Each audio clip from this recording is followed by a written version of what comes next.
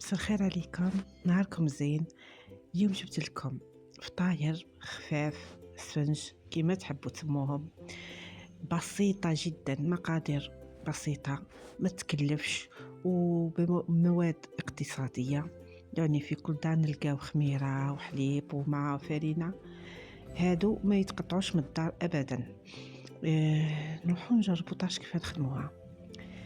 جيبوا ان بول كبير ونحطو فيه 100 مليلتر حليب يكون دافي، و150 مليلتر ماء يكون دافي تاني، ماشي كنقولوا دافي سخون سخون، نو دافي رايح دافي شويه. ونزيدو له مغرف كبيره خميره الكسره، ونزيدو له مغرف صغيره الملح، ماشي بزاف معمره شويه، وكل واحد كيف يستهلك الملح كما حبيتو. ونديرو 2 مغارف كبار زيت، مو بالفرينه. الفرينه تروح من 400 غرام الى 450 430.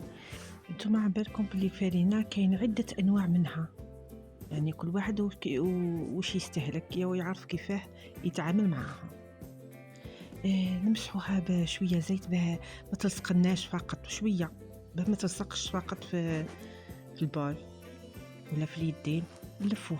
نغلفوها لمدة نغلفوها بالبلاستيك بيان سور، ونخلوها ترتاح لمدة ربع ساعة على الأكثر. كي تلقاوها طلعت هكاك، نبداو نشكلوا هذوك الكويرات نتاعنا تاع الفطاير. نتوما حرين، تحبوا تشكلوا دوائر يعني اي نوع، كاين اللي يحبوا يديروهم طوال، كاين يحبوا يديروهم مقوبين، يعني نتوما واش حبيتوا. اليوم حنا حنديروا دوائر كبار.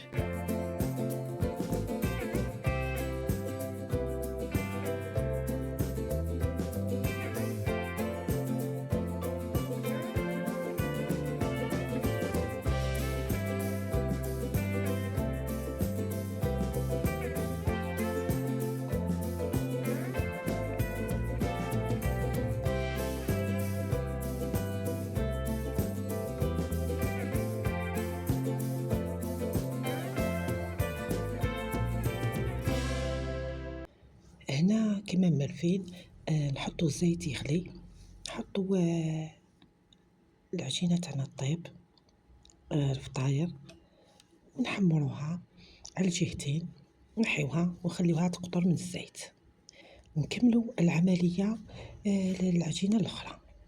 بيان سور تقدروا تستعملوا المعجون، تحبوا تزينوهم بسكر غلاسي ولا سكر كريستاليزي، يعني نتوما واش تحبوا، كل واحد والذوق تاعو.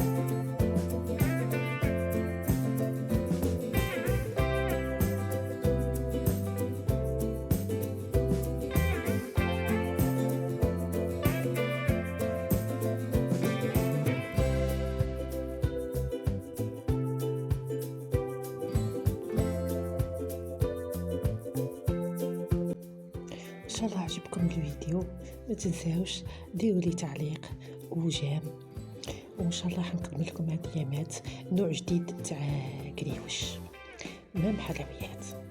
باي باي، مع السلامه.